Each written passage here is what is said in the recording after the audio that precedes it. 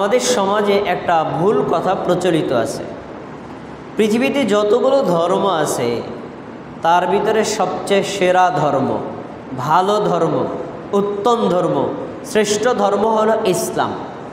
এই যে কথাটা বলা হয় না, এই কথাটা ভুল। যদি আপনি মেনে নেন যে ভালো ধর্ম ইসলাম, তাহলে ভালো ধর্ম থেকে একটু খারাপ ধর্ম হিন্দু ধর্ম, একটু খারাপ ধর্ম বৌদ্ধ ধর্ম, তাহলে ওইটাও তো একটা ধর্ম। ওইটাও তো আপনার কাছে তাহলে একটা গ্রহণযোগ্য ধর্ম মনে হয়, যদিও ইসলাম থেকে একটু নিম্ন মানের, কিন্তু ধর্ম তো। কিন্তু জেনে নেন, আল্লাহ এই পৃথিবীর স্রষ্টা। আদম আলাইহিস সালাম থেকে শুরু করে কিয়ামত পর্যন্ত যত মানুষ আসবে আর এসেছে, সব মানুষের জন্য একটা ধর্মই আল্লাহ নির্বাচন করেছেন। আল্লাহর কাছে আর কোনো ধর্ম নাই, বাকি ধর্মগুলো মানুষ নিজেরা বানাই নিছে। আদম আলাইহিস সালাম ছিলেন ইসলাম ধর্মের অনুসারী মুসলিম, হাওয়া আলাইহিস সালাম ছিলেন ইসলাম ধর্মের অনুসারী মুসলিম, ইব্রাহিম আলাইহিস সালাম ছিলেন ইসলাম ধর্মের অনুসারী মুসলিম, নূহ আলাইহিস সালাম ছিলেন ইসলাম ধর্মের অনুসারী মুসলিম, দাউদ আলাইহিস সালাম ছিলেন ইসলাম ধর্মের অনুসারী মুসলিম, সুলাইমান আলাইহিস সালাম ছিলেন ইসলাম ধর্মের অনুসারী মুসলিম, মুসা আলাইহিস সালাম ছিলেন ইসলাম ধর্মের অনুসারী মুসলিম, ঈসা আলাইহিস সালাম ছিলেন ইসলাম ধর্মের অনুসারী মুসলিম, মুহাম্মদ সাল্লাল্লাহু আলাইহি ওয়াসাল্লাম ইসলাম ধর্মের অনুসারী, তিনিও কি ছিলেন? মুসলিম। তাহলে আল্লাহর কাছে ধর্ম একটাই। তাহলে ইসলাম যে শ্রেষ্ঠ ধর্ম, এই কথাটা সত্য না। কি হবে? ইসলাম আল্লাহর মনোনীত একমাত্র ধর্ম। ইসলাম আল্লাহর কাছে গ্রহণযোগ্য একমাত্র ধর্ম, বাকিগুলো আল্লাহর ধর্ম না।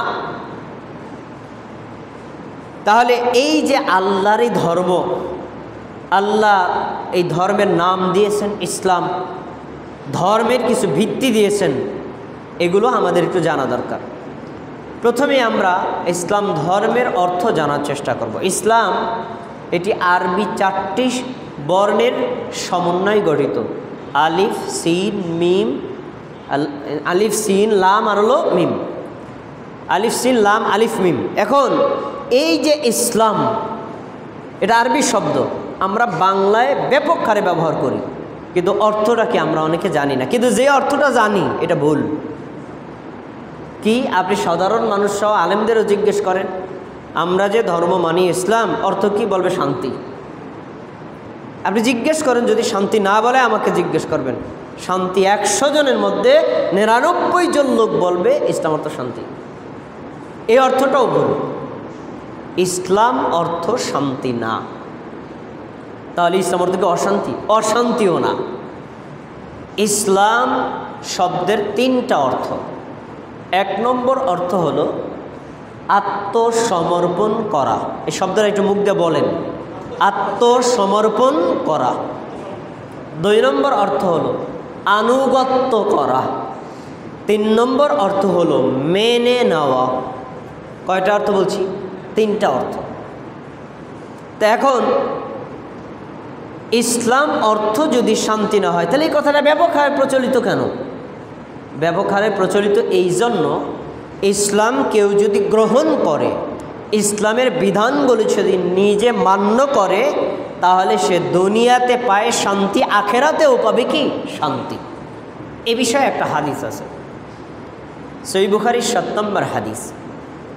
রাসূলুল্লাহ সাল্লাল্লাহু আলাইহি ওয়াসাল্লাম যখন মদিনায় চলে গেলেন, ইসলামী একটা রাষ্ট্রের ভিত্তি স্থাপিত হলো, তখন রাসূল সাল্লাল্লাহু আলাইহি ওয়াসাল্লাম একজন সাহাবীকে তিনি দায়িত্ব দিয়ে চিঠির মাধ্যমে রাজকীয়ভাবে দ্বীনের দাওয়াত দিয়ে পাঠাতেন বিভিন্ন রাষ্ট্রে, মানে রাষ্ট্রদূত হিসেবে।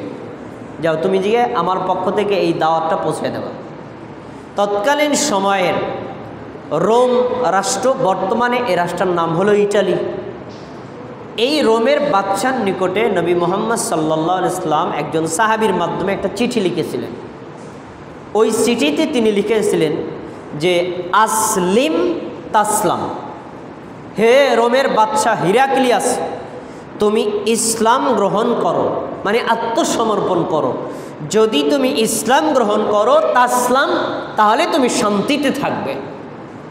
এই যে হাদিস, তাহলে ইসলাম অর্থ শান্তি পাওয়া গেল না ইসলামের ফলাফল শান্তি পাওয়া গেল? ইসলামের ফলাফল শান্তি। কেউ যদি ইসলাম গ্রহণ করে, ইসলামের বিধান মেনে চলে, দুনিয়াতেও থাকবে শান্তিতে, আখেরাতেও কিসে থাকবে? শান্তিতে। তাহলে ইসলাম অর্থ শান্তি না, ইসলামের ফলাফল শান্তি। ইসলাম অর্থ শান্তি, এই কথাটা নাস্তিকদেরও বলতে শোনা যায়। এটা তাদের একটা বড় দুরভিসন্ধি আছে। কি?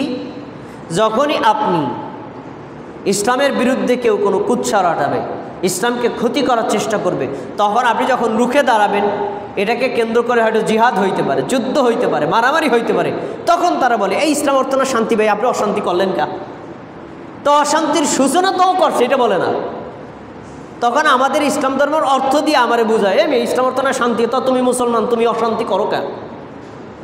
এটা হলো জিহাদ নামক শ্রেষ্ঠ একটা ইবাদতকে ঠেকানোর জন্য তারা এই অর্থটা ব্যবহার করে।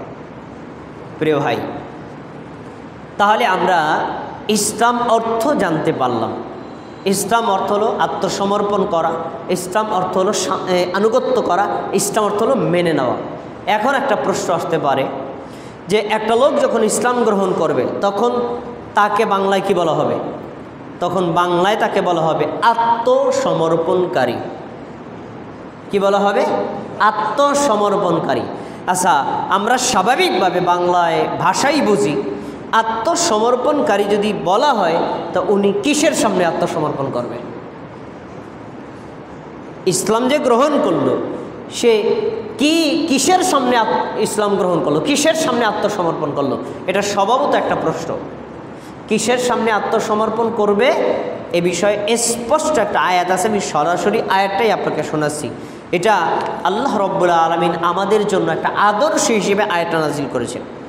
দেখেন, আয়াতটা হলো আমাদের জাতির পিতা, মানে মুসলিম জাতির যিনি একজন আইডল, আদর্শ, ইব্রাহিম আলাইহিস সালাতু ওয়াস সালাম। আল্লাহ তাআলা তাকে বলেছিলেন, যেমন উল্লেখ আছে সূরা বাকারার 131 নম্বর আয়াত, 132 নম্বর আয়াত। কি বলা হলো? ইদ ক্বালা লাহু রাব্বুহু আসলিম। যখন ইব্রাহিমকে ইব্রাহিমের রব বললেন, ইব্রাহিমের রব কে? আল্লাহ। রব বললেন আসলিম, ইব্রাহিম আত্মসমর্পণ করো, ইব্রাহিম মানো, ইব্রাহিম আনুগত্য করো। তখনই তিনি বলছেন ক্বালা আসলামতু লিরাব্বিল আলামিন।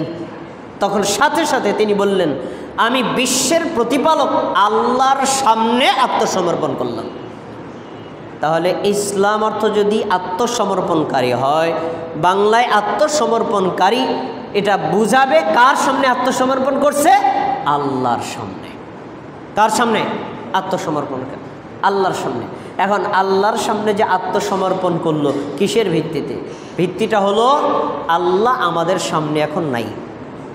আমরা আল্লাহকে চোখে দেখি না, কিন্তু আল্লাহ রব্বুল আলামিন তার নবী মুহাম্মদ সাল্লাল্লাহু আলাইহি ওয়াসাল্লামের মাধ্যমে তার বাণী পৌঁছে দিয়েছেন। সেটার নাম হলো কোরআন।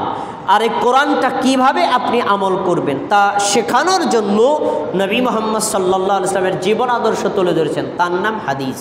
তাহলে একজন মুসলমান আত্মসমর্পণ করবে কোরআনের সামনে, আত্মসমর্পণ করবে হাদিসের সামনে। দুইটা কি হলো? কোরআন আর হাদিস।